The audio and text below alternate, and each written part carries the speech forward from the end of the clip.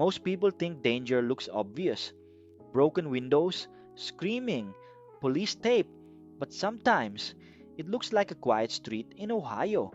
Perfect lawns, Amazon packages on porches, and a neighbor who waves every morning at exactly 8:15.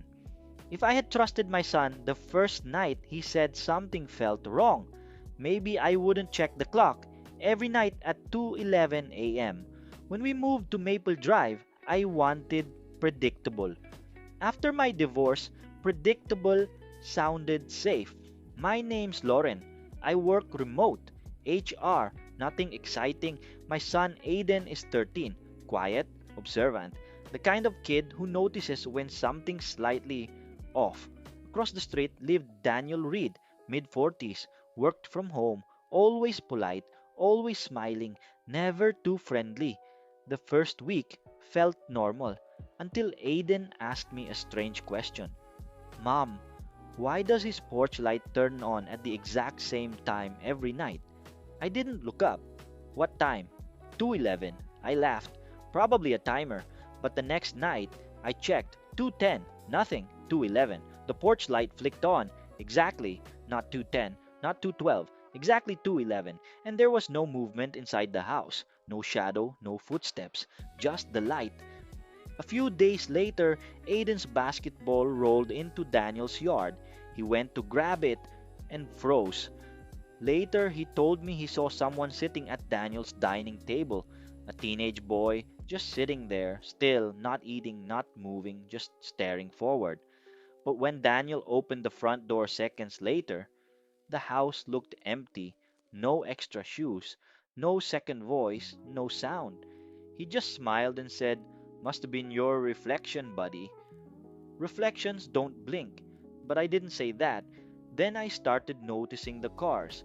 Different cars pulling into his garage late at night. Never the same one twice. Always between 1:50 and 2:05 a.m. The garage door would open, a car would go in, the door would close, and that was it. No car ever seen leaving the next day. Not once. In a neighborhood full of security cameras. That's strange. One night I stayed awake.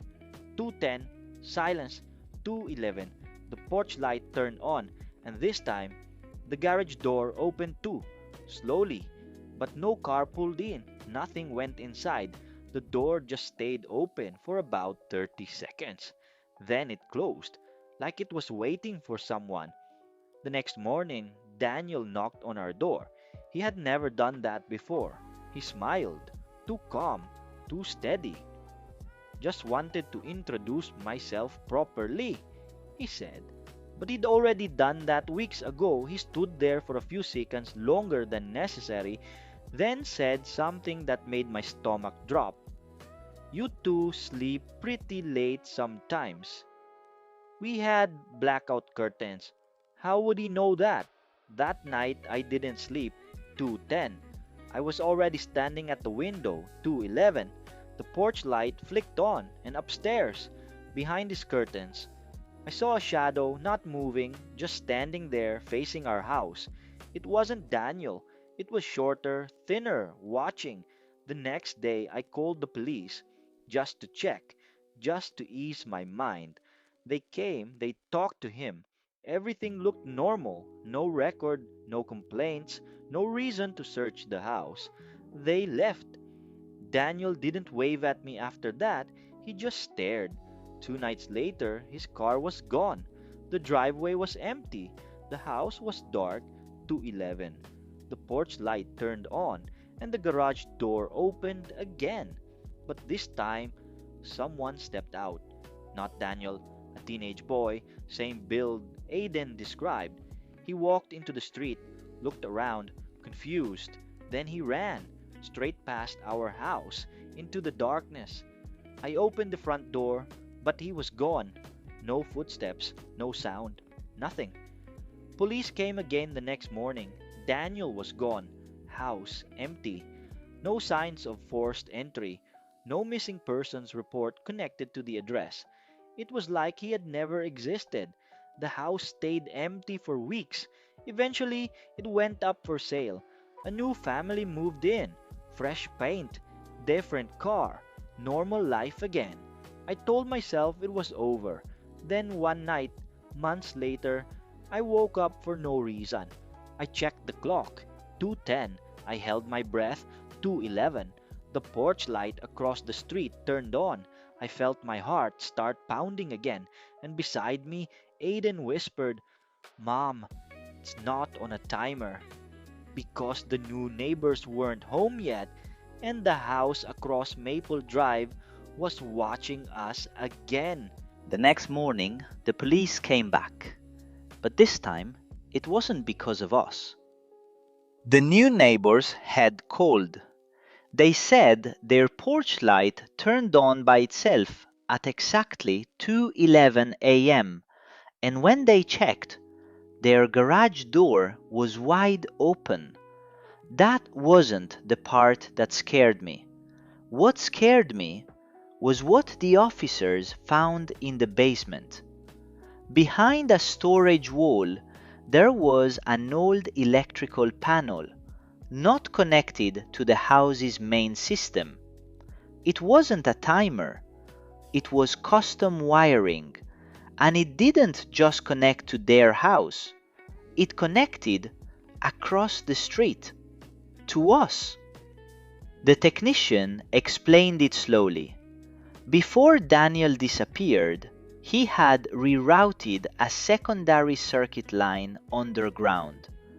The porch light wasn't running on a timer inside his house. It was being triggered remotely, from ours. When the police checked our basement, they found it, behind a metal shelf, tucked near the foundation wall, a small control box, dusty, old, still powered.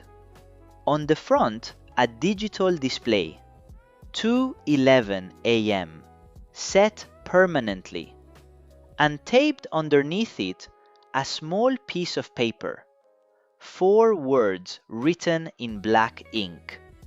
"Now you're watching too." I felt the air leave my lungs. We moved out within the month. New city, new street, new house. No cul-de-sac, no shared sightlines. But sometimes, in the middle of the night, I still wake up for no reason.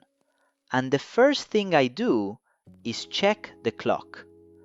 If it says 2:10, I stop breathing, because I know what comes next. 2:11 was never just a time, it was a reminder. Some people leave, but the systems they build stay behind.